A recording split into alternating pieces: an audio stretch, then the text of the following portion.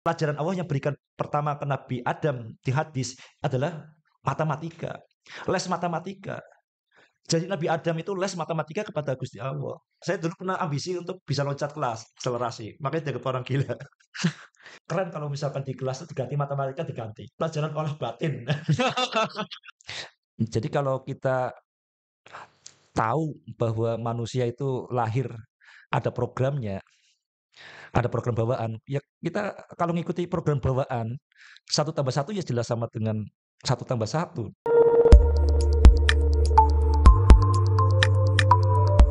Halo Joro Posi, selamat datang kembali di podcast Posi.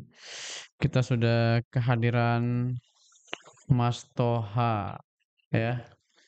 Ini Mas Toha penemu matematika detik. Apa kabar Mas Toha? Alhamdulillah, horas bah. Alhamdulillah bisa ketemu darat dengan Wah, Bung Fahru Roji, akhirnya bisa jumpa di Medan ya. Medan. Mas Toha boleh diceritakan perjalanannya dari kecil sampai sekarang ini Sampai menemukan matematika. matematika. Gimana Oke. itu? Ya, jadi mungkin yang membuat saya sampai ke matematika detik itu ya rasa frustasi saya dengan pendidikan, Bung. Jadi saya 2 tahun tinggal kelas di SD. Hmm, 2 tahun? 2 tahun. Saya masuk SD 5 tahun karena bapak saya bikin sekolah. Jadi kan nyari murid asal-asalan aja kan. Tapi kemudian nggak betah, nggak betah.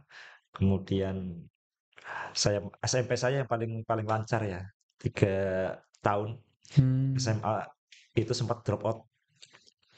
Jadi di SMA saya sempat drop out. Saya ranking satu paralel tapi drop out karena sekaligus juga peringkat bolos. hmm. Drop off DO maksudnya?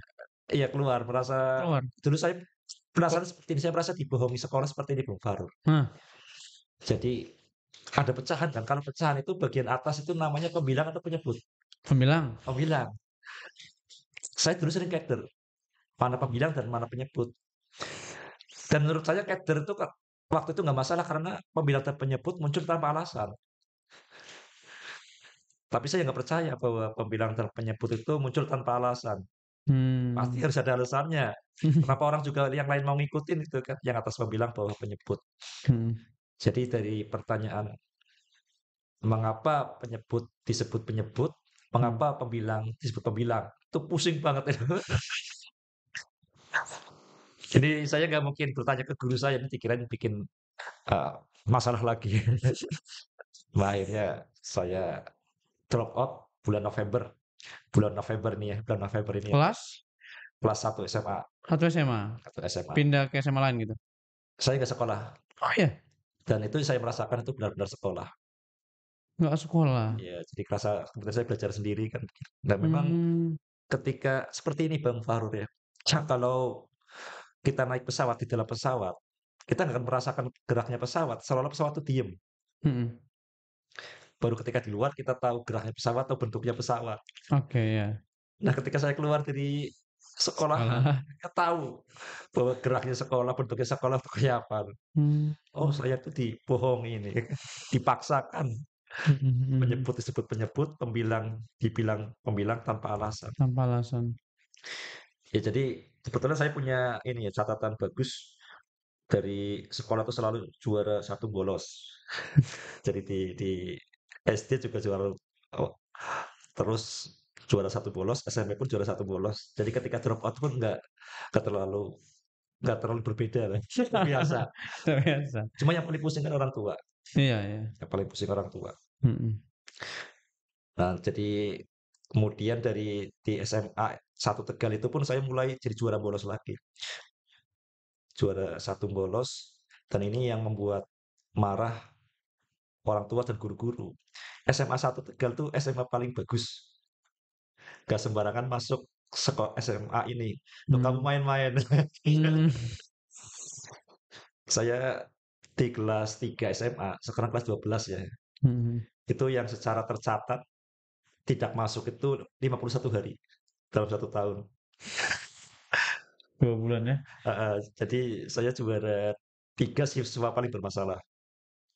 Juara satu sudah dikeluarkan, juara 2 sudah dikeluarkan, tinggal saya akhirnya jadi juara satu paling bermasalah. Saya beruntung dengan ilmu eksak, karena saya masih nilai eksak saya masih yang tertinggi di Kota Tegal. Mmm, Kan sekolah mikir-mikir ini kalau dipindahin di sana nilainya bagus kan. karena bolosnya berarti ya? Bukan karena nggak tuntasnya? Iya, karena boros dan iya kan sekolah harus saya kan nggak ini ya, sering nggak ikut ulangan harian juga. Jadi yang nilai saya yang paling bagus itu nilai murni, nilai tes sumatif, nilai Oh, tes sumatif. Jadi kelas kelas 3 tuh sudah nggak ada niat nggak ada semangat kompetisi lagi. saya kelas 10 drop out dari SMA Tegal? Drop out dari SMA swasta. Oh, Eh, kok bisa masuk SMA Tegal? SMA Tegal kelas satu lagi. Oh, ngulang ya? Ulang. Nah itu jadi masalah juga. Jadi yang tadinya sebaya jadi kakak kelas itu kan. Iya iya Nah, iya. itu beban mental juga. Saya dulu pernah ambisi untuk bisa loncat kelas, akselerasi. Makanya dianggap orang gila. Makanya? Makanya dianggap orang gila. Saya dulu pokoknya mudah-mudahan bisa nih, akselerasi. Makanya saya membuktikan waktu di ini ya, tes summatif. Itu ngerjain matematika itu berapa menit keluar pertama. Ah, saya bikin. Nah kalau saya keluar pertama kan nggak ada keuntungan bagi saya. Supaya ada keuntungan, saya bikin ribut. Nyanyi-nyanyi di kelas, keliling-keliling kelas. Itu kan supaya yang lain jelek dong, gitu. Kalau saya yang keluar pertama kan nggak nggak ada manfaatnya bagi saya. Itu kan pikiran anak nakal. Nah, akhirnya ternyata nilai saya itu paling bagus di Kota Tegal. Tapi ditulis seperti ini, walaupun kamu pintar sundul langit, jangan sombong. Mmm, Itu prestasi saya terbesar saya itu. Jadi satu-satunya sertifikat yang mungkin paling bagus. Walaupun kamu pintar sundul langit, mhm. jangan sombong. Apakah benar-benar sombong dulu? Mungkin kalau anak remaja itu memang pengen eksis ya, Iya ada iya, eksis ya. Dan saya ketika kelas satu kelas 2 tuh memang berusaha untuk eksis dan eksis. membuktikan ya nilai eksak saya selalu tertinggi di Kota Tegal. Dengan tambahan juara bolos juga. Tapi di kelas 3 itu sama sekali udah nggak ada semangat kompetisi. Sudah selesai, Udah selesai. jadi sudah membuktikan. Jadi saya kan juga ngajar teman-teman, yang teman-teman itu 10 besar paralel juga. Mmm, Jadi ya jadi udah gak ada lawan gitu kalau ya. Jadi seperti udah ya kadang cuma lihat karena waktu itu kan belum ada POSI. Jadi nggak bisa kompetisi dengan yang lain. iya iya Dan iya, itu yang menyebabkan orang tuh akhirnya kan jadi malas ya. Udah. mhm. Jadi saya nggak peduli ketika ulangan nggak paham apapun nggak peduli. Nanti saya buktikan nanti di tes sumatif. Seperti itu Bang Fauzi. Jadi saya Oke. contoh jelek dalam pendidikan lah. Tapi saya merasa tuh bukan karena saya jelek, tapi ada memang pendidikan tuh aneh dulu. Jadi iya harus ada yang berani memberontak. Kalau nggak ada berontak ya akan merasa nyaman saja. Mungkin begitu Bang Farun. Eee, apa contoh satu keanehannya? Keanehan gimana? Yang tadi, pendidikan itu aneh, Ada di seperti ini. Saya waktu SMA kan sadar apa gunanya mencatat itu. apa guna mencatat? Mencatat bikin pikiran lambat tuh. Mmm, Apalagi panjang-panjang seperti itu. mhm mhm.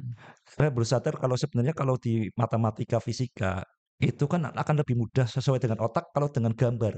Gambar. Kalau nulisnya panjang-panjang ini, apalagi harus diucapkan secara secara akurat. Misalkan hukum Archimedes itu. Mhm Hukum Archimedes itu dihafalkan kan, sering kali diajarkan seperti itu. mhm. Gaya yang dipindah apa gimana.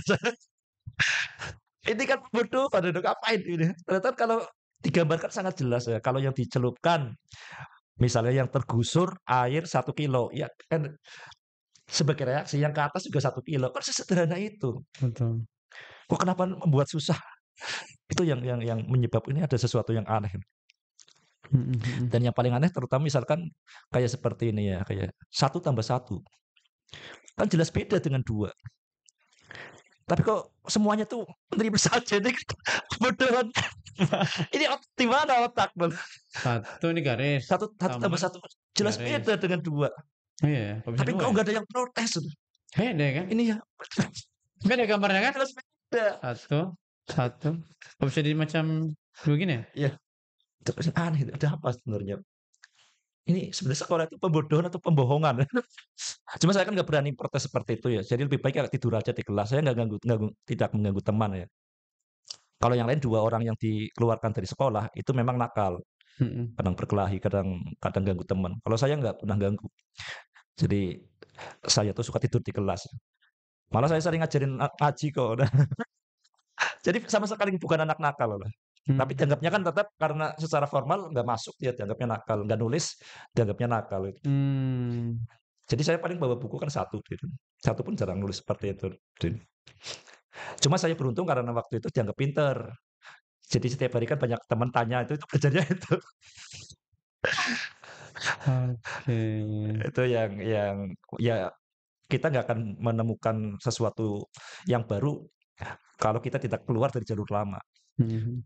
Nah, orang-orang pemberontak itu sebenarnya ya akan menemukan hal baru. Ya saya beruntung ya, dulu sempat dianggap aneh, gila seperti itu.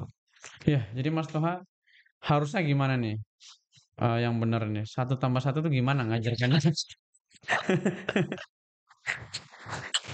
Iya, ini yang kemarin juga sempat ini ya rame di Facebook mungkin kalau Bung Farur ngikuti ya. Jadi ya ini yang kemudian sampai ke konsep matematika detik. Jadi kalau kita tahu bahwa manusia itu lahir ada programnya, ada program bawaan, ya kita kalau ngikuti program bawaan, satu tambah satu ya jelas sama dengan satu tambah satu. Itu yang fitrahnya seperti itu. Mmm. Kalaupun kemudian kita mau mengatakan satu tambah satu sama dengan satu, satu tambah satu sama dengan satu nol, satu tambah satu sama dengan 2, itu harus dikasih alasan, harus dikasih konteks. Mmm. Tapi yang paling dasar yang fitrah itu harus dijelasin dulu. Nah itu kita kan yang satu tambah satu sama dengan 2 kita jawab spontan, itu fitrah karena apa, intuitif karena latihan. Mmm. Tapi yang bahayanya pengetahuan tuh gini Bung Fahrur, ketika kita dikasih tahu satu cara, kita akhirnya menggunakan satu cara. Kita akhirnya terbiasa dengan satu cara, Mhm. padahal ada 1000 cara yang lain. Mmm. Itu bahayanya pengetahuan. Itu contohnya, satu tambah satu itu satu cara, Satu tambah satu sama sama dengan dengan 2 itu hanya satu satu cara atau cara. konteks. Saya pernah Mmm. berdebat dengan ChatGPT. Wah, gimana tuh? Jadi awalnya saya tanya ke ChatGPT itu, Mhm. satu tambah satu sama dengan 2, kemudian dia mengatakan itu pasti benar. Nah, setelah dapat sampai kemudian saya seperti ini, satu ChatGPT ditambah satu ChatGPT sama dengan berapa? Dia jawabnya berapa? Satu ChatGPT. Karena satu ChatGPT itu hanya satu sistem. Jadi seperti ini kalau di kayak seperti Sama, ini kan kalau di Medan ada matahari, sama di matahari. Jakarta ada matahari. Mhm, mhm, Satu mhm. matahari tambah satu matahari ada berapa? Iya, iya, iya, Oke, iya. jadi satu tambah satu Satu. sama dengan 2 tuh ya pada konteks tertentu. Iya juga ya. Ini kita kan otak kita dirusak, fitrah Iya kita. juga ya. Ya iya, Iya, dua, manusia nggak harus salah dua, berdua, nggak salah dua. harus berdua. Iya juga. Ini kalau contoh yang itu kan itu dia sempat juga ternyata bukan hanya di Indonesia ya, di Jerman sempat ramai, di Jerman, di Amerika. Itu ketika ada seorang di Harvard, dia itu mahasiswa Harvard yang mempertanyakan satu tambah satu, 2 tambah 2 sama dengan 5 itu bisa benar. Kan banyak yang protes. Nah, tapi kemudian ada jawaban yang bagus dari namanya Sabine Hosenfelder. Ya, Albert Einstein itu sampai kemudian menemukan teori relativitas, itu kan dengan lepas dari belenggu satu tambah satu sama dengan 2. Jadi kalau ada benda berkecepatan satu cahaya, botol Mhm. ini ngeng gitu kan. Ini satu kecepatan cahaya. Berapa kecepatan botol ini menurut HP ini? Dua kalinya relatif. Kalau kita Harus. kalau kita kemudian di relatif seperti itu 2C berarti kecepatannya. Ah, dua C. Padahal nggak ada kecepatan yang lebih tinggi dari C. Iya ya. Satu tambah satu C ditambah satu C, C, C. C. Oh tambah satu sama dengan satu. Heeh. Nah itu pentingnya ini. Kalau kita betapa banyak seribu Mmm. kemungkinan kebenaran jadi tertutup gara-gara doktrin satu tambah satu sama dengan 2. Itu kan sebenarnya kebohongan yang diulang-ulang. Iya, Ya kita iya. bisa disebut kebohongan karena menutup kebenaran yang lain. Karena nggak selalu kan gitu Nggak ya, selalu. nggak selalu. Apalagi contohnya Mas? Biar Ya kita Kita kan Ada? seperti ini, kalau di vektor kan nggak seperti itu, satu tambah satu. Oh, Itu iya akan iya, ada arah. arahnya, Oh, iya juga arahnya. ya? Heeh. Kalau di himpunan, nggak selalu. Satu tambah satu sama dengan dua itu kalau kemudian himpunnya terpisah. Bisa juga satu tambah satu, dia tulis satu, misalkan di sini. Bisa juga hal yang lain. Jadi kita perlu jelas konteksnya di mana ketika sesuatu Iya. itu bertentangan dengan fitrah. Oke oke. Jadi fitrah harus diaktifkan dulu. Satu tambah satu ya sama dengan satu tambah satu. Hmm. Kalau mau jawaban lain, konteksnya apa? Kok bisa? Kok bisa dua? Dipertanyakan. Nah itu seperti itu. Itu yang seperti ini kita hilang. Jadi pendidikan itu memang pengrusakan fitrah. Itu saya ngomong seperti itu sejak sejak SMA. Cuma saya pendam. Saya siapa gitu kan. Saya pendam dan saya pun ketika sampai menulis buku titik ini pun saya pendam, baru mulai saya berani munculkan tuh terakhir kemarin Hmm. setelah saya punya tim yang kuat. Nah, ada Hmm. tim namanya Bung Sandi, Mhm. ada orang matematikawan, kemudian ada namanya Prof. Agus Hasan Budianto, profesor matematika Amerika Serikat itu juga. Itu kan jadi saya jadi berani. Ternyata memang satu tambah satu tuh nggak selalu dua. Ya ini Mas Toha penulis buku Titik Ba ya. Jadi intisari Titik Ba itu apa sih Mas Toha? Ya titik B itu ya di intisari di buku itu kan sesuai judulnya ya. Segalanya satu, utuh tak terbagi, dan sejatinya tidak ada. Nah, tapi seperti ini Bung Faruk. Jadi Hmm. kita seperti ini. Ini juga yang saya terlupakan ya. Hmm. Jadi matematika serumit apapun, matematika tuh hanya tentang dan tidak pernah lebih dari bahasan tentang titik. Al ilmu nuktoh, keseluruhan ilmu itu tentang titik. Bukan keseluruhan ilmu itu seperti titik, tapi keseluruhan ilmu itu titik. Gitu. Ini akan sangat jelas di matematika. Jadi matematika itu hanya tentang titik. Ada titik yang terpisah-pisah, itu namanya bilangan. Hmm. Kalau bilangan kan titiknya terpisah-pisah. Nah itu jadilah ilmu yang namanya ilmu aritmatika. Aritmatika berkembang jadi aljabar. Ada titik yang terhubung terus, jadilah geometri. Hmm. Jadi kalau bahasa Arabnya ada yang namanya kam munfasil, titik yang terputus-putus, Hmm. jadilah aritmatika. Ada yang kam mutasil nyambung terus, itulah Hmm. geometri. Matematika itu hanya tentang titik. Ini sampai sekarang orang nggak tahu tentang titik itu apa. Jadi ada berapa banyak, coba Bung Farur, ada berapa banyak titik di antara 0 dan 1? Lebih banyak mana titik antara 0 dan 1 dengan titik bilangan asli? Nah, itu kan yang kemudian sampai yang namanya George Cantor itu dianggap gila itu gara-gara ngotak-atik titik gitu. Jadi banyaknya 0 antara 0 dan 1 itu lebih banyak daripada semua titik bilangan asli. Dan ini pembuktiannya gimana? Jadi sampai sekarang pun orang nggak paham tentang titik, makanya matematika berkembang terus. Jadi ilmu itu hanya tentang titik, nggak pernah lepas dari Ilmu matematika. ilmu apapun. Ilmu apapun. Karena ilmu kan semuanya, jadi kita tahu yang bisa kita baca, yang bisa kita pikirkan, yang itu namanya tanda. Hmm. Apapun yang kita baca namanya tanda. Hmm, hmm, hmm. Betul. Simbol. Simbol. Hmm. Simbol itu sebenarnya kan nggak ada. Ini banyak juga yang kita tidak bisa membedakan antara simbol. Simbol titik dengan titik. Ini banyak yang ketipu seperti ini, Bung Faruk. Simbol titik dengan titik. Ya, kalau saya buat titik di sini. Nah, Heeh. ini bisa orang menganggap ini titik. Padahal kita tahu titik punya luas enggak? Enggak. Lah, kalau yang di sini ada luasnya enggak? Ada. Ada. Ini jauh lebih luas daripada corona. Ini lapangan bola bagi corona. Hmm, Itu hmm. bukan titik, itu simbol titik. Simbol ya. Ini mirip seperti ini. Kalau tulisan saya nulis misalkan kambing, itu Hmm. kambing. Ini kambing bukan. Oh iya, bukan. Ini simbol kambing. Contohnya gini ya. Ini adalah peta Inggris. Itu kan Inggris. Bukan Inggris. Gitu ya. Bukan Inggris. Contoh itu map ya, Map, petanya. oke. Kalau di Itu map. ini Inggris ya, bukan Inggris ini. Gitu ya. Iya, seperti itu. Jadi kita mulai kacau, otak kita itu gak waras ketika tidak bisa membedakan antara simbol dengan yang disimbolkan. Antara simbol dan maknanya. Kalau kita kambing ya, kan kambingnya bukan tulisan kambing ini, kambingnya yang dibikin sate di sana. Iya. Nah itu yang kita kemudian jadi kacau kan ketika menganggap titik ini sebagai titik. Padahal itu kan hanya simbol. Oke, kalau kambing, itu tulisan kambing, kambingnya di mana? Di kandang kambing ada itu kan. Ngambil. Kalau ini simbol titik, titiknya di mana?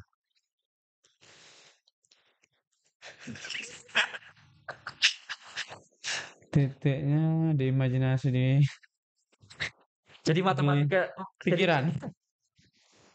jadi seluruh seluruh ilmu itu adalah tentang pemberian nama, Bung Faruk. Ketika Dan pikiran kita dan dan matematika itu pemberian nama pada titik. pemberian nama pada titik. Itu matematika. Misalkan titik ini kan kita namai titik A, titik B, gitu kan. A, Dan B, garis-garis kan ada hmm, titik-titik gitu hmm. kan. Dikasih nama. Bagi yang penting kita kasih nama. Lah di geometri yang penting itu kalau di garis di awal akhir. Makanya titik A, titik B, padahal walaupun banyak gitu kan. Di bilangan kan titik dikasih nama, titik satu, titik dua, titik tiga. Jadi nama bilangan itu menamai titik. Ini juga yang sering kita lupa. Jadi hal-hal yang jadi kalau kita ini ya, saya mulai penasaran kan seperti ini, Bung Faruk. Ini tentang titik ya, mulai ini. Sebenarnya fondasi matematika itu apa? Ini saya baru sadar setelah saya keluar dari PNS, itu baru sadar ternyata para matematikawan tuh bingung fondasi matematika itu apa. Setelah membangun matematika yang sangat tinggi seperti ini Iya. fondasinya apa? Loh, kita nggak tahu fondasinya, bingung sampai sekarang nggak tahu fondasinya Iya. apa. Jadi matematika dalam krisis fondasi. Jadi setelah membangun bangunan yang sangat tinggi, ketika lihat ini sebenarnya berdiri di mana? Nah itu pencarian dari pertanyaan itu saya kemudian ya karena saya beragama Islam ya. Hmm. Kalau di Islam kan tahu bahwa fondasi apapun harusnya Al-Quran. Hmm. Dalilnya ada Al-Quran. Hmm. Kalau kita yakin itu, benarkah ini fondasi matematika juga Al-Quran? Kalau saya pikir kena, berarti di mana ini fondasi matematika itu Al-Quran berarti di mana? Saya mulai berpikir, apa yang kira-kira kodok bisa matematika enggak ya? Lebah bisa enggak? Malaikat enggak? Ternyata kan enggak. Oh berarti yang membeda, kita kan kalau di matematika belajar namanya diskriminan, pembeda. Hmm. Apa pembeda manusia dan malaikat? Kalau Abdullah, kita nggak beda dengan malaikat. Malaikat pun beribadah. Bedanya adalah kan jadi khalifatul fil ard. Bedanya itu. Jadi kalau bedanya itu kita bisa telusuri lebih lanjut. Diskriminannya udah jelas. Hmm. Diskriminannya adalah khalifatu fil ard. Lah, kita telusuri. Jadi apa yang membedakan manusia dan malaikat khalifatullah? Lah, instrumen apa yang dipersiapkan Tuhan kita jadi khalifatullah? Itu sangat jelas di Al-Quran. Jadi kemampuan memberi nama. Ambihum bi asma'ihim. Jadi ketika malaikat protes pencipta Nabi Adam, ini kan mereka protes ya. Wa idz qala rabbuka lil malaikati inni ja'ilun fil ardi khalifah. Qalu atajalu fiha may yufsidu fiha wa yasfiku dima wa nahnu nusabbihu bihamdika wa nuqaddisu lak. Kenapa manusia bukan kami yang ahli zikir? Nah, kemudian ternyata coba kamu sebutkan nama-nama, malaikat nggak bisa. Qaulu subhanaka la Hmm. ilma lana illa ma 'allamtana. Ketika Nabi Adam bisa. Kenapa? Karena sebelumnya diajari wa 'allama Adamal asma'a kullaha.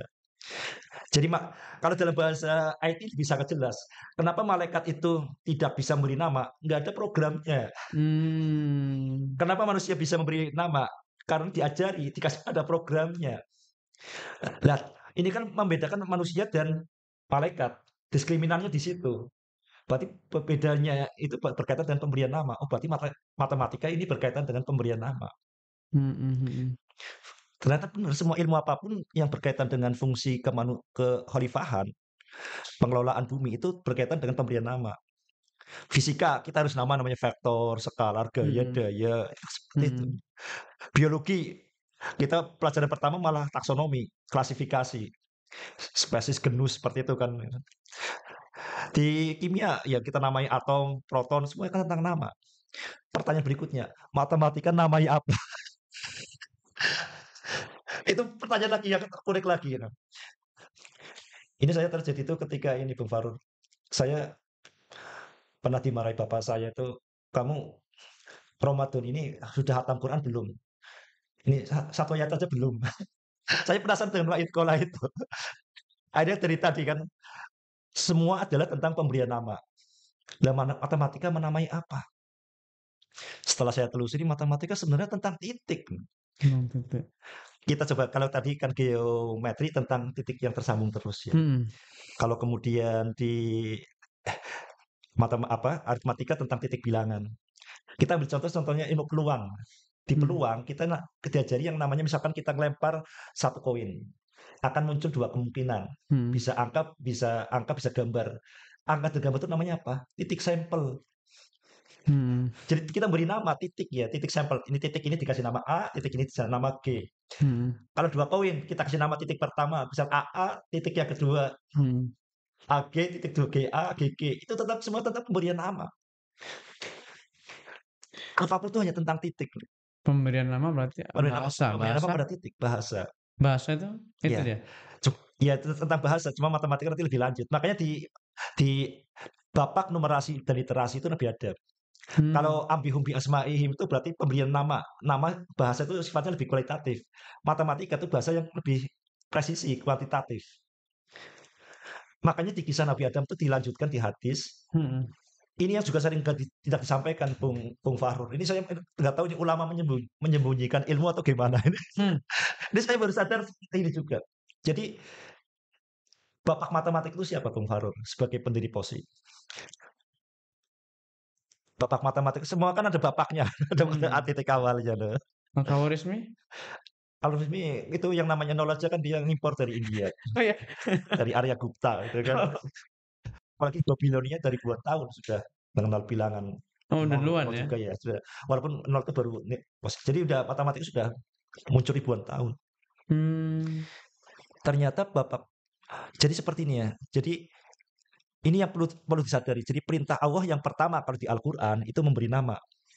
Lah, pelajaran Allah yang berikan pertama ke Nabi Adam di hadis adalah matematika. Les matematika. Jadi Nabi Adam itu les matematika kepada Gusti Allah.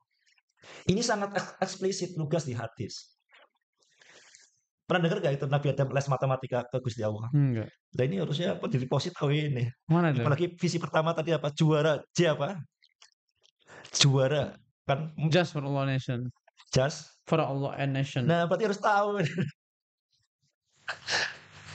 Jadi Nabi Adam tuh les matematika ke Gusti Allah. Jadi ceritanya ketika Allah Subhanahu wa taala tunjukkan keturunannya, oh ini si A, si B, si C itu luar biasa. Tapi ketika suatu saat ada satu titik dia lebih cemerlang dari biasanya. Ketika di profilnya, oh cemerlang. Nah, manusia kan secara secara naluriah ada sesuatu yang beda jadi bertanya. Pertanyaan pertama adalah apa? Tentang nama. Jadi man huwa, siapa dia? Nah, kenapa Nabi Adam bertanya tentang nama? Berarti kan ada programnya. Hmm. Kemudian disebutkan itu adalah Nabi Dawud. Nah, berikutnya muncul pertanyaan matematika. Kam ja'alta umrohu. Engkau menjadikan Dawud keturunan saya itu umurnya berapa? Kam itu kuantitatif, kuantitas tentang matematika. Nah, di sini mulailah matematika kemudian Allah mengatakan jadi umurnya adalah 60 tahun. Matematika Hmm. 60 tahun. Kucing nggak bisa seperti itu. Kambing nggak seperti itu. Malaikat pun mungkin nggak tahu seperti itu. Dari sini naluri matematika Nabi Adam muncul. Programnya mulai berjalan. Sidhu min umri arba'ina sanatan. Tambahkan dari usiaku 40 tahun. Jadi Nabi Adam bisa tahu tadi.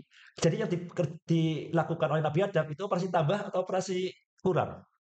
Ketika tahu umurnya Nabi Daud 60 tahun, Hmm. kemudian Nabi Adam berinisiatif, tambahkan dari umur saya 40 tahun. Tambahkan. Tambahkan ke Tambahkan dari umur Daud. saya. Tambahkan? Dari umur saya 40 tahun. Nabi Adam kan umurnya 1000 tahun. Tambahkan dari umur saya 10 tahun. Oh, berarti makin mudah Nah, kalau dilihat dari Nabi Daud bertambah umurnya kan. bertambah. Bagi Nabi Adam berkurang. Iya, Nah, ini inti karena matematika dikasih. kan. Jadi Nabi Daud belajar, Nabi Adam belajar tambah kurang. Bahwa tambah dan kurang itu operasi saling inverse. Hmm. Ini fondasi matematik yang pertama, itu kan tambah kurang. Hmm.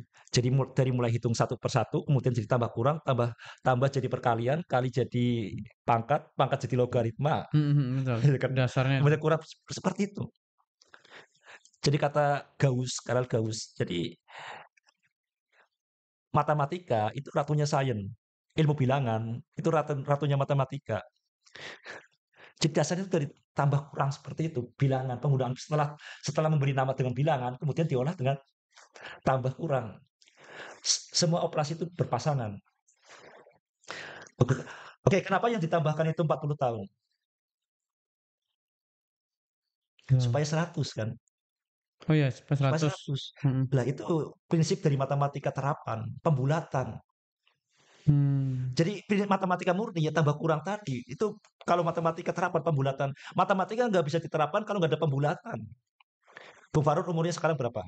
32. Pasti pembulatan, nggak pas. Nggak pas seperti itu kan.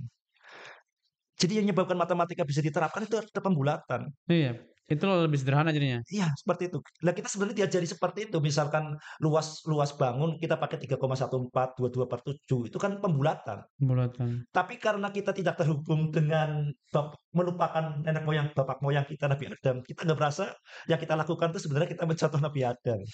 Itu Bung Farur. Jadi Mmm. matematika itu hanya tentang titik dan kemudian dikembangkan, titik itu ada titik yang terputus dan yang tersambung terus. Dan kemudian matematika berkembangnya dengan cara operasi itu saling berpasangan dan kemudian bisa diterapkan dengan pembulatan. Itu hal-hal yang sangat dasar tapi nggak diajarkan. Nggak diajarkan. Padahal kita tahu man jahilal asla lam yusibil far'a abadan. Kalau kita nggak tahu fondasi, ya kita sebenarnya nggak akan pernah benar di ranting-rantingnya. Nah itu titik batu seperti itu sebenarnya. Mmm. Itu kalau di perspektif matematika ya. Jadi Iya, iya. saya merasa makanya sampai korban kuliah itu karena dia merasa ada sesuatu hal besar yang nggak tersampaikan. Hanya saya kuliah sempat 0 SKS gara-gara nulis titik ba itu Bung Farul. Ini Mas Toha dari SMA, itu kok bisa masuk ITB, gimana tuh ceritanya? Ya bisa lah, pinter. Bercanda, bercanda. Itu jalur tes atau undangan? Iya, dulu saya masuk ITB. Jadi seperti ini Bung Farus. Jadi dulu saya ke ITB pun dulu saya milih jurusan yang paling susah. Hmm. Maksudnya apa? Pengen membuktikan saya bisa. Yang kedua kalau suatu susah itu mudah-mudahan jadi banyak yang lihat, banyak yang bantu gitu. Maka saya dulu milih jurusan yang paling susah itu apa. Saya bukan milih minatnya apa, yang Oh, paling susah. yang paling tinggi passing grade-nya gitu ya? Iya, betul. Berarti jalur tes ya? Jalur tes, jalur tes. Mmm. Cuma ketika saya lulus SMA itu saya pertama ikut UMPTN itu hanya daftar, nggak ikut tes karena sakit. Hmm. Jadi saya hanya daftar, kemudian badan merasa nggak enak. Mhm. Malam itu saya pulang ke Tegal dari Bandung. Bandung ITB kan di Bandung ya. Heeh, Ini bagi orang Medan nih, tahu ITB tuh. itu di Bandung ya. Mhm. Bandung ke Tegal. Ternyata malam itu adik saya meninggal. Mmm. Waktu itu belum ada WhatsApp. Ya. Lah, saya mulai bertanya, pelajaran apa di sekolah yang bisa digunakan untuk memahami fenomena ini? Kita tahu yang namanya matematika kan sebenarnya hanya tentang pola bilangan. Pola. Semua tentang pola kan. Mhm. Ya semua rumus matematika ya pola bilangan. Semua rumus fisika ya pola bilangan kan. Pola bilangan misalkan H sama dengan setengah GT kuadrat. H itu apa ya bilangan kan. G itu apa ya bilangan. T itu bilangan. Mhm. Walaupun ada realitas realitas fisik itu kan harus diterjemahkan jadi bilangan supaya bisa diproses dengan matematika. Yes. Jadi semua pola bilangan. Lah adakah pola untuk memahami? Ketika saya kemudian ada rasa pulang gak nyaman hari itu adik saya meninggal. Itu saya mulai merasa yang namanya intuisi, Bung Mmm. Fahrur. Jadi saya nggak bisa bertahan, saya harus pulang gitu loh. Itu yang nggak Mhm. tahu alasannya apa, saya harus pulang. Itu yang namanya intuisi kan, the power of thinking without thinking. Mhm, mhm. Jadi kita nggak, kalau kita Nggak mengkhianati tahu ya. intuisi itu nggak tenang. Mhm, mhm, mhm, mhm. Nah, itu yang gabungan-gabungan seperti itu yang Berarti nggak ikut tes? ikut tesnya di tahun kedua. Oh, berarti nganggur setahun? Setahun saya jadi guru. Oh. Jadi setahun saya Tamat SMA ya? tamat SMA jadi Heeh. guru matematika. Jadi waktu itu saya tahu betapa saya ternyata nggak paham matematika. Mmm. Jadi mulai paham ketika Forogapit, saya mulai sadar, kenapa ada rumus ini, sebab ini banyak hal yang kemudian, kenapa ada KPK nggak ada KPB, kenapa ada FPK nggak ada FPB, gitu. Kenapa ini namanya prima, apa namanya bilangan, gitu kan. Ya mempertanyakan setiap kenapa-kenapa itu jadi akhirnya jadi nggak tahu. Iya, iya. Akhirnya saya ketika jadi guru, saya memutuskan bikin sekolah sendiri. Saya bikin sekolah sendiri, didirikan tanggal 1 Mei, besoknya 2 Mei. namanya Makiyah, Madrasah Kuliah Al-Islamiyah. Tujuannya apa? Tujuannya seperti ini, orang belajar agama itu jangan sekedar tambah soleh. Kalau belajar agama harus tambah cerdas. Bahkan orang belajar agama harusnya lebih cerdas daripada yang belajar matematika. Hmm, Mengapa? Agama itu kan tazkiyatun nafs, membersihkan jiwa, termasuk membersihkan nalar. Makanya konsep-konsep yang aneh nggak akan disingkirkan gitu. mhm mhm Makanya mhm. sangat aneh ketika orang belajar agama nggak tambah cerdas gitu. Iya iya. Ini ada sesuatu yang nggak waras gitu. Mhm. Kalau yang dipelajari, misalkan kalau pelajaran agama yang disebut agama tapi kemudian kita masuk ke otak kita hanya sumbatan, itu bukan ajaran agama seharusnya, itu kan kotoran, Kotoran. kotoran nalar itu. Nah, saya membuat Makiyah itu seperti itu. Ini anak-anak yang bergabung di Makiyah itu mudah-mudahan di SMP-nya juara. Kenapa seperti itu? Waktu itu tuh banyak orang tuh menyepelekan MDA, Madrasah Awaliyah, karena kalau belajar agama ya jadi nggak bisa les, nggak belajar. Nggak bisa matematika, sainsnya rendah, Iya, seperti itu. hanya jago di bahasa Arab Iya, gitu ya. ini yang kemudian baru saya bikin lagi pesantren Ilmu Eksakta itu sebenarnya meneruskan ini. Mantap mantap. Ini Makiyah tuh saya bertahan hanya 3 tahun ya. Ya saya harus bolak-balik Bandung Tegal, nggak sempat akhirnya Bismillah saya bubarkan. Saya bekukan dan saya kemudian menulis titik Titik Ba. Itu buku pertama ya? buku pertama. Titik Ba. Buku pertama dan yang ya kalau kita mengenang titik batu ya nggak akan berani melalui itu lagi lah. Itu ya. Tapi saya jadi ini ya merasa hidup satu kali di dunia ini ada sesuatu monumen yang kita Mhm. buat ya, monumen kebaikan yang manfaatnya bisa abadi. Seperti itu Bung Farul. Sip sip sip sip. Baru buku kedua yang matematika detik yang orange ya? Ya Oren. Itu buku yang kedua. Buku yang kedua. Tahun berapa tuh dibuat itu? Buku yang kedua. Buku yang Jadi pertama? buku yang kedua itu matematik detik itu awalnya kan karena saya nulis titik B. Jadi kalau seperti ini Bung Farul, kata titik B kan sangat melangit, Oh iya betul, mulai. langit ya. Kalau Iya. melangit kan nggak akan menumbuhkan tumbuhan. Hmm. Jadi kalau melangit hanya awan, air melangit kan hanya jadi awan wisata mengganggu Mhm. perjalanan pesawat terbang. Lah untuk bisa jadi tumbuhan kan harus turun ke bumi ya. Nah itu Betul. membuat buku yang bagaimana bisa turun ke bumi. Itulah buku yang Matematika kedua ya? detik, ya Benar. seperti itu. Kenapa milih matematika? Ya karena ini sepertinya ada masalah besar kita itu berkaitan dengan nalar. Maka mulai membuat matematika detik. Dan hal ya ini sesuatu yang sangat berat, tapi kalau karena mulainya pengen sesuatu yang membumi, maka saya mulai dari masalah konkret di depan mata. Muncul fenomena kayak gagap hitung Anggap dan itu. sebagainya. Nah, itu yang kemudian muncul matematik turunannya adalah memberantas gagap hitung. Hmm. Itulah membumi ya? Membuminya. Jadi membuminya, lihat contohnya membuminya apa? Ya bisa untuk makan. Iya, Jadi orang lain tuh butuh, kemudian butuh. mau bayar. Betul. Seperti itu. Dan menyelesaikan masalah mereka gitu ya? Ya, Masalah real di lapangan. dan orang baru mulai paham apa yang saya lakukan mungkin sekarang, Bung Far. Iya iya Banyak iya. orang tuh kemudian teman-teman pun banyak yang ini yang ngasih syarat, "Kamu waras lah," gitu. "Kamu sudah punya anak istri." Kayak gitu. Iya iya iya iya. Tapi kita seperti ini ya, kalau ya ujungnya kita mati itu sayang sekali kalau nggak membuat sesuatu yang punya makna. Ini mengikuti hati nurani lah gitu ya. Kalau hati nurani saya tidak diikuti, lalu siapa yang ikuti hati nurani saya? Iya iya iya iya iya. Setiap orang kan punya program unik ya. Betul. Kalau kita nggak mau jalanin itu, masa orang lain jalanin program? Iya. Dan pasti kita bahagia di situ ya? Ada kebahagiaan seperti itu. Jadi ya selalu keputusasaan muncul ya. Tapi di waktu itu ada jalan-jalan yang tak terduga. Jadi saya menulis titik bat selalu yang saya usahakan itu bagaimana supaya nggak nulis titik bat. Ketika saya nulis materi detik pun seperti itu. Tapi selalu ada hal lain yang memaksa kemudian kamu itu di jalur itu. Jadi kan kata Rasulullah itu setiap orang tuh dimudahkan. Muyasarun lima ya khuliqolahu. Jadi setiap orang muyasarun dimudahkan pada apa dia diciptakan. Kalau kita diciptakan sebagai mangga, ya akan tumbuh jadi mangga. Kita Hmm. mau pengen jadi anggur, ya harus jadi mangga. Mhm. Jadi ya mungkin banyak orang tuh kamu ngerjain itu motivasinya apa? Enggak dulu saya pengen berusaha ini, tapi kemudian ada sesuatu yang ini ya, yang lebih kuat. Yang lebih kuat ya? Akhirnya saya harus dipaksa seperti itu. kembali ke jalur aneh gitu Jadi setiap manusia ada memang programnya ya programnya. tadi ya? Ini yang pengen kita sampaikan itu Bung Farul lewat Mhm. matematik detik. Jadi sebanyak apapun informasi itu selalu kata orang. Kalau kita nanya di Google, informasi apapun itu kan muncul karena ada yang membuat, Mhm mhm. kan orang lain pasti.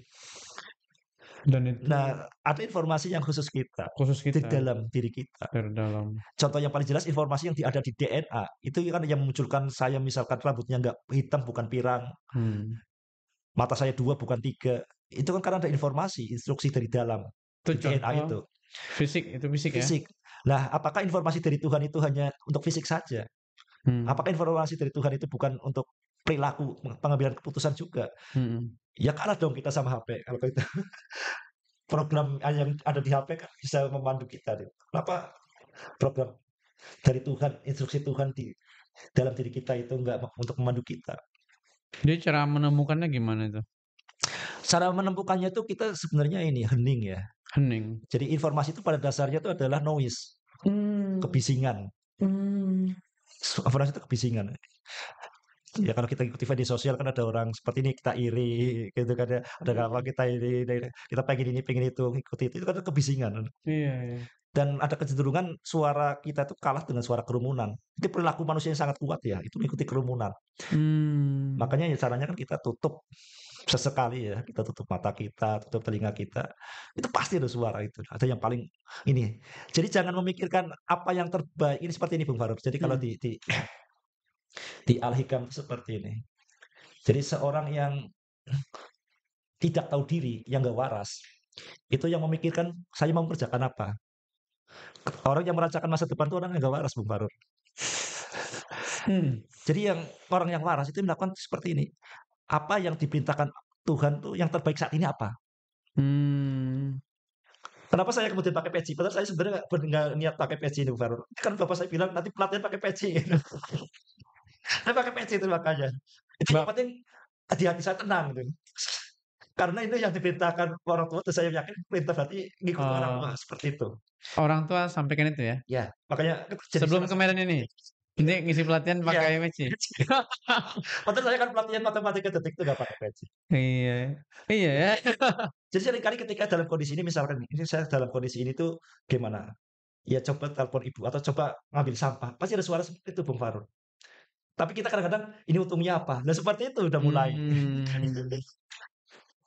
Kita untungnya apa, kita nggak tahu bahwa ini ya, ada skenario besar yang memantau titik yang namanya Fauroji, yang namanya Toba itu. Ada yang lebih besar. Sementara manusia kan mengambil keputusan hanya berdasarkan informasi yang masuk dalam Oh pikirannya. iya. Kalau namanya bounded rationality, kata Herbert Simon, ini biar ilmiah gitu. Padahal seringkali informasi yang kita pikirkan itu nggak relevan. Tapi seperti ini Bung Farul, ketika saya datang ke sini ya, itu kan saya spontan aja muncul Fahru Roji gitu. Hmm. Fahru Roji entah kenapa, saya bilang ke istri saya, "Minta pinjam HP-nya, supaya saya nulis pesan, hubungi Fahru Roji." Karena waktu itu saya nggak pegang HP. Mmm. Ketika pulang ada Fahru Roji, saya hubungi aja telepon seketika itu. Jadi, ya itu ketika kemudian ini ke Medan juga seperti itu. Benar, Medan anu. Tapi istri saya kan, "Ini gimana nih les banyak sekali nih, dinangin." Iya Ini iya iya. gimana tuh? Seperti itu. Ya Mhm. ini harus dilalui dulu. Itu Nah, loh. Mhm mhm mhm. jadi ada suara yang unik yang khusus bagi kita. Ini yang seringkali itu kita menomorduakan diri kita, Bung Fahrul. Mhm mhm mhm. Kita ketika membaca Al-Quran, misalkan bercerita tentang Nabi Musa, itu sebenarnya Al-Quran itu bukan bercerita tentang Nabi Musa, itu tentang diri saya. Cuma untuk menyentak diri saya dengan cerita Nabi Musa, dengan cerita Nabi Zakaria, dengan cerita Nabi Nuh, Mmm. sebenarnya cerita tentang kita. Tentang kita ya. Kalau kita membaca Al-Quran, itu tentang kita, tentang saya. Beda dengan kita membaca media sosial, jangan baper, itu ketika ada orang komentar apa, itu tentang orang lain. Iya iya iya. Itu kita kan seringkali nggak percaya diri, saya dapat surat cinta dari Tuhan, kan nggak percaya. Ada yang bentuknya yang kita sepakati Al-Quran seperti itu. Dan ada yang kemudian khusus ya, yang namanya intuisi itu. Mmm, mhm Jadi mhm. intuisi itu yang ketika kita mulai dengan basmalah, apapun yang muncul lakukan, entar nanti suatu gagal apa itu sebenarnya nanti kita nyaman, tenang gitu. Oke, berarti kan banyak yang kita nggak tahu ya, gitu ya. Berarti kita perlu mendalami sejarah gitu, Mas, ya. Tadi Mas dapat sejarah Nabi Adam tadi ya. Ya, jadi otak manusia itu diprogram bukan dengan angka-angka, Bung Farul. Jadi kita tuh nggak susah memproses statistik. Hmm, Jadi kita dihadapin misalnya ini meninggal 1.000 orang, hmm, itu kita nggak bergetar. Tapi kita otak kita tuh bekerja dengan cerita. Tapi ada orang satu orang meninggal kena penyakit detail loh, dia kemudian ada penyakit jantung seperti ini detail, kita jadi lebih tergugah. hmm, Jadi otak kita itu bekerja dengan cerita, cerita. bukan dengan angka-angka. Kita perlu ini ya, memprogram ulang otak kita dengan cerita-cerita. Yang Hmm, nggak ada cerita yang terbaik selain Ahsanul Qasas, bukan Ahsanul Qasasi yang KPK itu. Dengan cerita yang terbaik itu ya cerita di Al-Qur'an itu. Tujuannya itu apa? Ingat ya bahwa cerita di Al-Qur'an misalkan cerita tentang Nabi Nuh, itu bukan cerita tentang Nabi Nuh, tapi cerita untuk kita. Karena di Al-Qur'an dijelasin kalau umat yang berlalu itu sudah berlalu. Kita nggak disuruh bertanggung jawab. Tapi pola pikir yang diajarkan di sekolah, pola pikir objektif, itu ketika kita belajar misalkan cerita Nabi Nuh, itu Nabi Nuh di mana? Kita cenderungnya menilai, bukan kita iya, memprogram ulang. menilai. Padahal tujuan cerita itu terutama cerita di Al-Qur'an ya, itu memprogram ulang. Kecuali kita arkeolog itu memang untuk ini di mana. Itu yang pertama seperti itu. Itu akhirnya banyak yang nggak berfungsi cerita-cerita di Al-Qur'an. Itu karena kita sejak awal salah menyikapi. Hmm, Saya baru sadar manfaatnya cerita di Al-Quran ketika dulu di ITB. Ketika saya kemudian jenuh baca Al-Quran, cerita Nabi Musa. Ini saya, itu kan kalau kita belajar matematika, lebih memahami ini Al-Quran. Kita misalkan Ik kan. Ik itu apa sih? Ik kan bisa bilang berapa saja. hmm. Nah di Al-Quran itu sebenarnya kayak Nabi Musa atau apa itu sebenarnya kan Ik. X-nya, Kita iya bisa juga ya. mengertikan seperti itu. Itu X. Kalau bukan Ik kita nggak ada gunanya kita ngurusin orang lain, gitu kan? Iya, iya, iya, iya, iya. Eh, Makanya nggak ada detail-detail sejarah di Al-Quran itu pentingnya itu tidak ada? detail-detail sejarah. Ada atau tidak Misalkan ada? Nabi Musa lahir tanggal ini di Mei ini kan nggak penting. Iya ya. Matematika itu berguna karena tidak detail. Satu misalnya. Satu itu apa?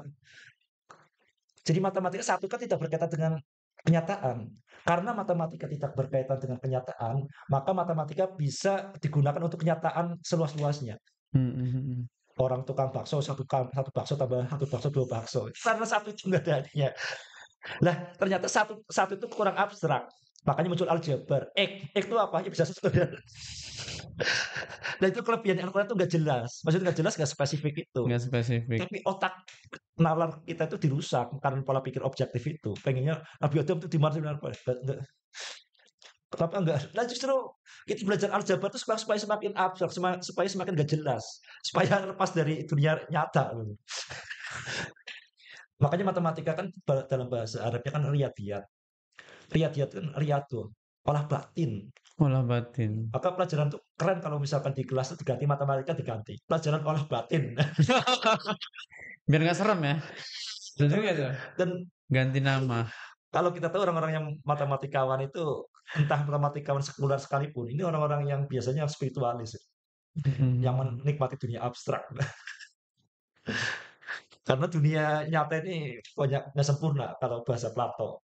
Lingkaran di dunia nyata tuh nggak sempurna, pasti ada yang penjol tadi. Yang Mhm. yang lingkarannya sempurna ya di Di matematika itu. matematika, di buku cetak, bukan di kenyataan ya. Bukan Jadi di kenyataan itu ini kalau bahasanya Plato ya, itu ibaratnya bayangan, bayangan dengan yang ibaratnya sesungguhnya. berarti itu persepsi gitu ya? Hah? Gitu ya? Nah, kita bisa dalam di sini. Bisa dalam ya? Tapi yang disadari banget seperti ini, Bung Farul ini nyambung dengan seperti ini. Jadi kata Ali bin Abi Thalib, Sayyidina Ali bin Abi Thalib itu mengatakan, "Al ilmu nuqtah, kasaruhal jahilun." Ilmu adalah titik, tapi menjadi banyak. Itu karena ulah orang-orang bodoh. Itu sebenarnya sama. Yang lain itu hanya detail operasional titik itu. Hmm. Ilmunya titik, bukan ilmu seperti titik, semua ilmu titik. Makanya kalau kita tahu bahwa segalanya adalah tanda, ayat, dan semuanya titik, berarti semuanya adalah kita matematika itu menjadi ilmu tentang titik berarti segalanya alam semesta, diri kita, Hmm. apapun kebenaran itu adalah tunggal, Bung Fahrul. Ini yang menyebabkan kita ringan banget. Belajar fisika, belajar apa tuh hanya beda istilah dikit tuh ya, ada kontekstualisasi dikit. Hmm.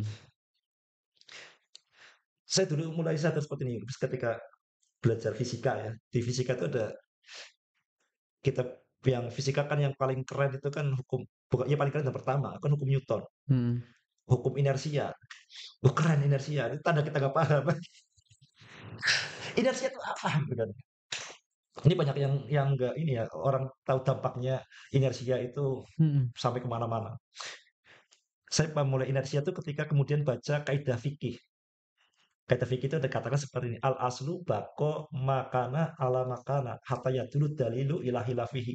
Kondisi awal itu akan selalu sebagaimana adanya sampai ada yang mengubahnya. Inersia Bung Fahrul. Iya. Kalau kecepatannya V, ya kan V terus. Hmm. Dia menjadi ada perubahannya, misalkan berkurang dari V kalau ada perlambatan, Hmm. bertambah kan ada kecepatan pasti ada gaya, ada sesuatu. Hmm. Cuma kemudian kan di sigma F sama dengan nol. Kelihatannya jadi nggak manusiawi. Itu kan cuma menjelaskan bahwa tidak apa-apa itu nggak tidak tidak apa-apa adalah tidak apa-apa. Kalau nggak ada apa-apa ya dia akan kondisi awal terus atau bahasa kerennya inersia. Jadi nggak perlu dibuat ke rumus matematik. Harusnya awalnya tuh sejelas mungkin baru kemudian dirumuskan. Jadi seperti ini ya yang Sejelas jadi mungkin. kayak kita kan harus memahami dulu dengan bahasa manusia dulu lah Iya, sebelum iya, iya. kalau kita lihat urutannya kan eh, kualitatif dulu baru kuantitatif. Kita lihat Hmm. botol ini kan, kita lihat nah, botol ini kenapa dia kayak gitu tidak apa-apa. Oh tidak apa-apa itu tidak apa-apa. Hmm. Tapi Itu. apa yang dimaksud tidak apa-apa? Kita dirasakan seperti ini. Oh ini kan ada yang mendorong ke bawah. Hmm. Tapi kalau dia tidak apa-apa, berarti harus ada yang imbangi, ada yang ke Hmm. atas seperti itu. Oh, jadi sederhana banget Bung Faruk. Iya, iya, iya. Baru setelah itu disimbolkan. Disimbolkan dengan rumus matematik. Seperti itu. Jadi kita belajar matematika tuh belajar apapun ya, belajar fisika itu supaya kita peka dengan realitas terdekat, Hmm. bukan Hmm. semakin dekat dengan buku cetak. Itu dia, itu dia. Malah menjauhkan kita dari Realitas sehari-hari. Padahal ilmu itu sehari-hari. orang tuh nggak sadar kayak misalkan gaya itu kan hanya ucapan orang. Ucapan itu sebenarnya kan kayak kicauan burung aja kan. Cuma Iya. disepakati mau dikasih nama gaya kasih apa. Itu pentingnya sadar bahwa yang namanya gaya itu hanya simbol. Hmm. F itu hanya simbol. Efetumen simbol. Ya simbol itu berarti harus ada yang disimbolkan. Hmm. Lah kita harus mulai yang disimbolkan itu apa? Kalau nggak seperti itu, ya kita belajar matematika, belajar fisika, itu hanya menumpuk istilah, menumpuk simbol. Otak kita tuh kayak tong sampah aja, tanpa pencernaan, masukin Iya. aja gitu. Ya, jadi itulah yang dilakukan di sekolah ya, gitu ya. Pencekokan, Cekokan, penjejalan. penjejalan. Jadi dari luar ke dalam dimasukin. Heeh. Ini yang fakta seperti itu. Kenapa anak stres? Memang itu sudah alamiah harus stres. Memang Iya. stres itu berarti udah rusak total itu. Berarti memang wajib ada revolusi untuk pendidikan di guru ya. Iya, dan anehnya gini Bang Farul, sebenarnya di buku-buku pembelajaran misalnya accelerated learning itu sudah jelas misalkan saya dapat ini pun dari buku ini ya accelerated learning ucapan Lutács bahwa otak Ucapan? manusia Lutács Oh, nama salah satu filsuf orangnya. Yunani Oke. otak manusia itu bukan wadah untuk diisi tapi api untuk dinyalakan tapi sayang itu hanya untuk jargon saja Itu jargon jadi aja ya. otak manusia itu bukan dari luar dimasukkan seperti ini tapi sudah kenapa kalau api bisa menyala. Kalau kita belajar kimia, itu kan karena di kayu itu sudah ada kandungan energi, Iya. kandungan panas, heat Mm-mm. content, entalpi. Mm-mm. Maka ketika kita picu di awalnya saja, karena kita perlu energi aktivasi, api akan muncul sendiri, reaksi eksoterm. Karena sudah ada di situ kandungan energinya. Berarti guru itu lebih tepat harus jadi fasilitator Iya, aja. fasilitator. Jadi untuk Fasilitator, untuk aktivasi itu, aktivasi itu. perlu ada energi aktivasi supaya muncul sendiri seperti itu. Ini pun ucapan Galileo sering disebut ya, manusia kita tuh tidak bisa mengajarkan manusia apapun. Kita Mm-mm. hanya bisa mengeluarkan yang sudah ada di dalam dirinya. Cuma jadi jargon. Sebenarnya ini yang saya sampaikan tuh sesuatu yang diucapkan terus-menerus. Cuma karena dicoba terus-menerus jadi lupa esensinya tuh Jadi apa. lupa. Oke. Ini yang tadi saya ceritakan ini Bung Faruk, karena bahkan kita tuh sudah terpenjara dengan taksonomi belum. Taksonomi belum itu kan yang paling bawah remember. Mhm. Awalnya knowledge, kalau versi aslinya knowledge, kemudian di knowledge kan kata kata benda noun. Kemudian tahun 2001 diubah menjadi remember. Kemudian di atasnya tuh ada comprehension diubah menjadi understanding. Tapi yang jelas intinya adalah remember, mengingat. Kalau mengingat itu asumsinya apa? Karena ilmu itu dari luar, baru Mmm. diingat.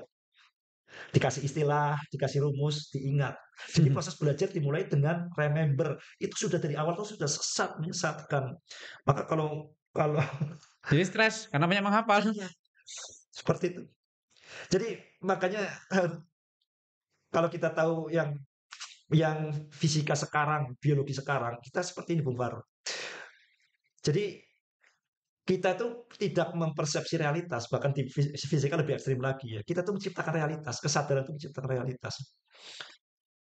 Maksudnya kita punya potensi seperti ini. Iya iya. Kita munculkan. Jadi jadi kenapa coba Faruk tahu saya di sini? Kenapa? Kenapa saya bisa ditangkap? Padahal kan saya di sini kan. Heeh. Kalau merem coba ada kan, nggak ketangkap. Kenapa saya kok bisa ditangkap oleh Faruk Roji? Berarti kan saya masuk dalam Bung Faruk kan. Iya. Maksudnya seperti ini.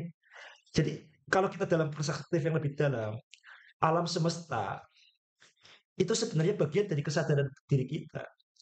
Kita tidak akan memahami yang di luar jangkauan kesadaran kita. Mhm mhm. Jadi alam semesta yang kita pahami adalah alam semesta yang terjangkau oleh kesadaran kita. Mhm. Jadi alam semesta yang bisa dimatematikkan seperti itu kan berarti alam semesta yang bisa dijangkau kesadaran manusia. Kenapa bisa dijangkau? Ya karena terjangkau. Mhm. Jelas baru. Jadi ini yang hal yang sangat dasar bahwa kita tuh tanggung jawab kita tuh luar biasa bahwa alam semesta itu tergantung diri kita. Kita Yes. hati-hati dengan prasangka kita. Hati-hati dengan prasangka kita. Dan itu contoh beberapa hal yang memang kita ini dan hal yang seperti itu di dunia timur tuh hal yang biasa. Di keyakinan Hindu, Mhm kemudian mhm mhm. di apa Tao, Cina, di Islam itu meyakini spiritualitas biasa. Tapi ini kan jadi kelihatannya nggak ilmiah karena kita pola pikir Barat. Yang lebih nyata adalah materialis gitu. Mhm. Dan kita udah sadar sih. Dan sekarang kita masuk di fisika sekarang semakin dekat ke dunia Heeh. timur itu, Ya seperti kan? itu. Orang barat malah lebih sadar, udah sadar mereka gitu. Ya kita karena kita ngikutin gitu. Kita malah terbalik, ya mau ke materi Ini mereka sih mah saya sering ini Bung Faro. Jadi kalau kita tahu kalau sekarang kita mengkaitkan matematika dengan Al-Qur'an itu terasa aneh ya. Jadi ketika saya lempar ke Facebook, itu kalau menyatakan fondasi matematika Al-Qur'an, itu merasakan dicocokologi. mmm, Padahal kalau kita belajar seperti di Bung Marur, jadi era nalar itu dibagi 3. Jadi era nalar pertama dianggap ini ya menurut sejarawan, itu era nalar Yunani kuno. Munculnya Pythagoras, Socrates, Aristoteles, Archimedes, dari Aristarchus itu era nalar Yunani kuno. Kemudian beralih ke era nalar kedua, era nalar Islam. Beda dengan era nalar pertama itu tokohnya banyak banget. Tapi era nalar dua itu tokohnya cuma satu, Nabi Muhammad. mmm, Yang namanya Al-Khwarizmi menerapkan matematika, merumuskan aljabar, itu Al-Khwarizmi itu pakar fikih. Pakar fikih mmm, itu tujuannya apa? Membuat detail operasional Al-Quran. Al-Quran itu apa? Firman Allah yang dibawa Nabi Muhammad. Jadi Al-Khwarizmi itu hanya pengikutnya Nabi Muhammad. Jadi nggak punya pemikiran mandiri. Makanya di kita punya Al-Jabr wal Muqabalah, di kata pertama itu Bismillahirrahmanirrahim. Buku matematika awalnya Bismillahirrahmanirrahim. Sekarang kan nggak ada. nggak Kalau ada, ada mungkin karena terbitan sendiri. Gitu. Jadi kalau sekarang dikaitkan dengan Al-Quran itu rasanya aneh. Padahal zaman Al-Warismi itu malah aneh. Kalau ada ilmu nggak tidak terinspirasi Al-Quran. Ibnu Al-Haisam yang dianggap sebagai bapak sains, bapak metode ilmiah, dia meneliti bayangan sehingga jadi bapak optik ya, menemukan bagaimana bayangan terbentuk. Itu terinspirasi Al-Quran, dia pembaca Al-Quran. Malah sekarang kita Sekarang dipisahkan. Islam tuh Al-Quran tuh menjustifikasi kebodohan. Heeh, heeh. Nggak makanya orang semakin belajar agama itu pikirannya tambah aneh. Ini ada sesuatu yang Karena semacam dipisahkan gitu. Al-Quran dengan sains, dengan matematika gitu ya. ya kita hanya Dikotomi. Al-Qurannya di terakhiran untuk stempel. Mhm. Jadi yang ya jadi ada padahal seperti ini ya. Kalau ada teman dulu ketika ada beberapa orang rombongan datang ke Mhm. tempat saya berkata seperti ini, Islamisasi sains itu gimana sih? Seperti itu. Jadi yang pernah saya ceritakan ke Bung Faruk, kalau kita belajar doktrin dan fakta sejarah Islam, doktrin dan peradaban Islam, Islamisasi sains itu sudah dilakukan oleh Al-Khwarizmi, oleh Ibnu Al-Hizam. Itu adalah menghapus simbol-simbol Islam. Maksudnya tidak memperdulikan simbol Islam. Maksudnya aljabar kan bisa diterapkan kemanapun. Mhm. Fisika optik bisa diterapkan manapun. Mhm. Jadi sekarang tuh kemudian Islamisasi saja itu untuk stempel. Gak mikir, yang mikir orang stempel aja ini Islam seperti itu. Ya kita ini ya, ya memang secara marketing lebih menjual seperti itu. Iya, iya, iya. Jadi ada banyak PR besar Bung Farul. Ya, jadi ini yang saya sampaikan di titik ba itu al ilmu nuqtoh, ilmu titik itu akan jauh lebih mudah kalau kita belajar matematika secara serius ya. Jadi ya ini mudah-mudahan kita sadar lah ada masalah besar ini. Ini Mhm. kalau kita kemudian mengatakan bahwa kita dasar negara kita itu Pancasila pertama itu ketuhanan yang Maha Esa, ya detail operasional gimana? Iya, iya, iya. Ya, terima kasih Mas Toha sudah hadir di podcast Posi. Terakhir, apa ini pesannya untuk para jawara Posi, baik guru, siswa? Oke, jadi menggeluti matematika, menggeluti fisika itu sesuatu yang sangat melelahkan, Bung Farul. Maka perlu fondasi yang kokoh. Jadi fondasi nggak ada fondasi yang lebih kokoh daripada keyakinan masing-masing ya. Jadi bagi yang agama Islam, tumbuhkan itu bahwa kita melakukan ini tuh karena Tuhan, lillah seperti itu.